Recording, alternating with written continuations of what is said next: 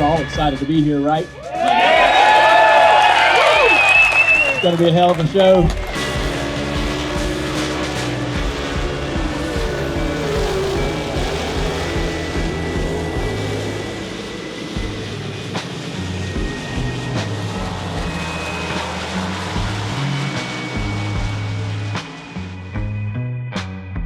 All right, so we are doing the Thursday edition of the Dale Jr. Download on the ride home from Lernerville Speedway. LW Miller and Wyatt the Thriller Miller, are in the plane with us. We had a fun night, and all of this was made possible because of a trade that I did with Larson, where he's going to run in the car store, which he did earlier this year. And so we decided, all right, we'll come out to one of your races. He invited us to Lernerville. I ran this track on iRacing. It was really cool to be here in person after running it so much on iRacing and never been here in real life. Massive crowd of people, awesome crowd, packed house. 60 some cars, guys? 60. 65 right. cars. A lot of racing. We got there, we went and signed autographs with Larson right away, and which was a great time. We got to chat a little bit, and during my autograph session, right after that, we went over and went to a stage and did a Q&A, which ended up being yesterday's show. That's right. Brad Sweet. Right. So that was the Wednesday Dale Jr. Download. A lot of podcast fans out there. We appreciated it. There was a lot of people saying some amazing things. Yeah. So yeah, we did get a lot of compliments about people there telling us they listen to our work, our show. I'm always kind of surprised by it too, because you just never do expect it. Yeah. But you're going to run into all these people that listen to it. I was surprised by the variety of fan, the young kids, older folks that have been going there for their entire life. I wanted to get in a push truck. Heard that's something I needed to do. And so next time I go to a race, maybe I'll drive it, but I didn't want to do it wrong. We got in a push truck. The driver of the push truck was Karen. She's been doing this for 21, 22 years. wow. She does over 50 races a year. She runs a hotel.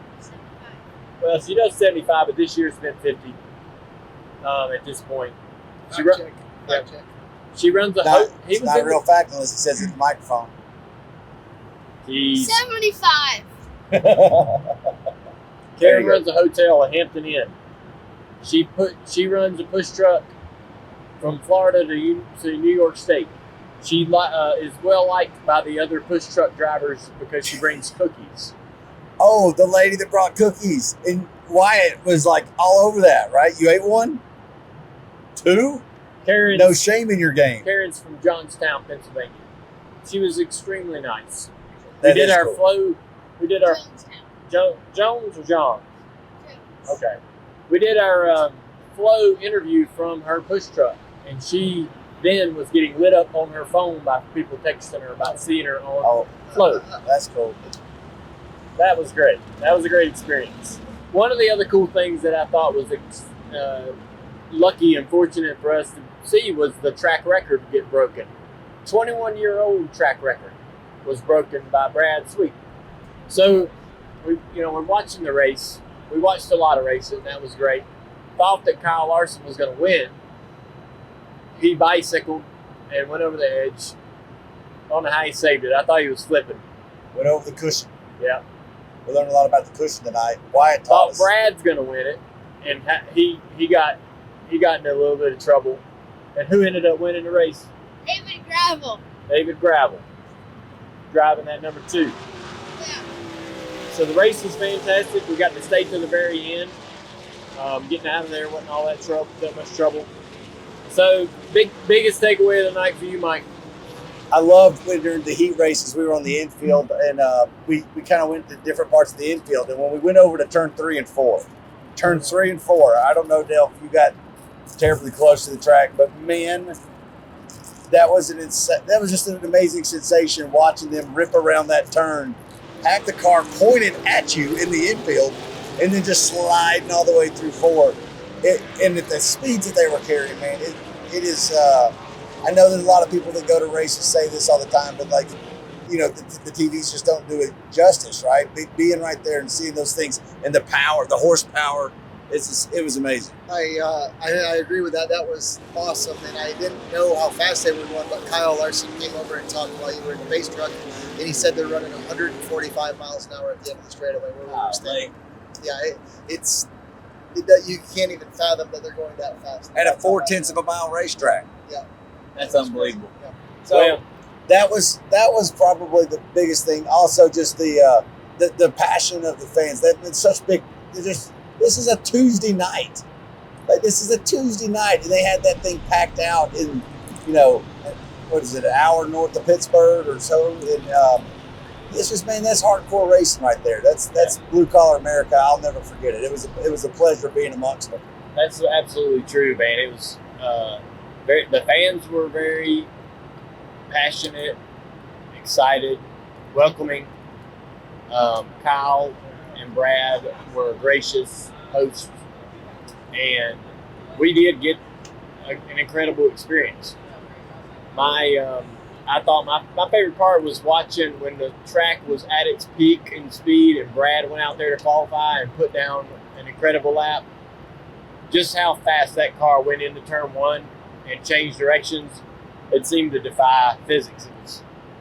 It was just really fun to watch. And the level of bravery and commitment to drive a car like that, at that limit, very, very rare. Only a few people on this earth can do what he can do. So that's pretty good. Wyatt will one day do that. He wants to. I will one day do that. Yeah. I have no doubt. Yeah. I have no doubt, because let me tell you something. Wyatt was teaching me all about the cushion. He was telling me all about the stuff. I mean, he was telling me, and he's like, and he goes, "I'm a cushion guy. He likes to be up there about the cushion." So don't look at Wyatt for any of that inside low line stuff. He's going up high. The honorable mention was when we were actually watching the A feature the A main on the outside of the track, and then we were in turns 3 and 4, and my gosh, did they kick up some dirt when you're on the outside. It's like, if you could feel that stuff just hitting. How lucky are you when you're on the infield, because there's no dirt flying in your face down there. We stayed clean all night long until like 10 to go, and we decided to walk up to the wall outside of turn 4. Not a smart move, Got right? covered. Come on. And the other thing I'll say is that, if anybody that's listening to this hasn't listened to our Wednesday episode and our conversation with Brad and Kyle, that was a pleasure. Listening to them talk about just the business of the series, which we find very interesting, right? It's like, it's a pretty big, ambitious venture that they're doing. They're starting their own series. It's interesting about what that means in terms of the World of Outlaws and how the World of Outlaws has sort of kind of amended some things to let drivers run in both series, which I think is pretty good, pretty awesome of them. So this was a $50,000 to the winner payout. That is a big money. That's a $50,000 on a Tuesday night. That's doing it right there. Yeah. So, I was super impressed listening to Brad talk and Kyle talk, and we're friends with Kyle, and we know Brad from the days of him driving a junior motorsports with us. But to hear the promoter sides of them, it was really cool, and I thought that they represented themselves and their series awesome when they were speaking of why they do what they're doing, how they're doing what they're doing. Like, you guys didn't ask them one question that stumped them. I mean, they know exactly why they're doing and what their plans are. I mean, I was super impressed, and Brad carried that for sure. Dale, one of the things that actually also reminded me, you and I hadn't even had a chance to talk about it, but like, I get the sense that Kyle is in this for the same reason you're doing cars, and that is you guys are trying to grow the grassroots and grow these local racetracks, and you're trying to grow the series. That's why they're doing it. That's why you're in cars. There's no other reason, right? It's also awesome to try to learn what their successes are, what is comparable to the car store, what are they doing that we could learn from, right? I think that's really what started my initial thought to ask Kyle if he wanted to do a trade, so that he could come to the car store and tell us, I like this, I don't like this. I didn't like this, I didn't enjoy that. That could be better. Things like, our show, right? Then we'd have the opportunity to go to his event and see why, what they do successfully. So it was a great learning experience for me. And I'll go to many more of these winged outlaw and high limit races. I think the next thing we need to do now, Mike, is go to a dirt late model race. Yeah, that'd be fun. Yeah.